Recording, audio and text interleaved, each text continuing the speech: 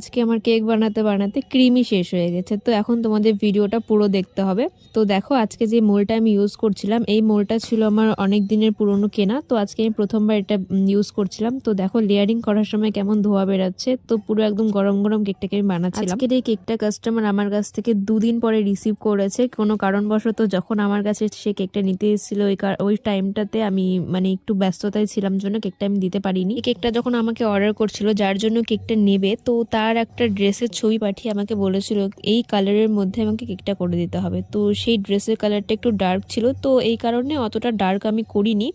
তো কিছুটা হালকার মধ্যে পার্পলের মধ্যে আমি রাখার চেষ্টা করেছি। তো কাস্টমারের কেকটা দেখে প্রচণ্ড পছন্দ হয়েছিল এবং এই কেকটা নেওয়ার পরে আমার কাছে আরেকটা অর্ডারও সে আমাকে দিয়েছে। তো দেখো কেকটার ফাইনাল লুক। আশা করছি তোমাদের কেকটা পছন্দ হবে এবং নিচে আমি নামটা লিখে কেকটা কমপ্লিট করলাম। দেখো কেকটার ফাইনাল লুক। ভালো লাগলে অবশ্যই একটা লাইক এবং কমেন্ট করে আমার সাথে থাকবে। তো দেখা হচ্ছে নতুন কোনো ভিডিও।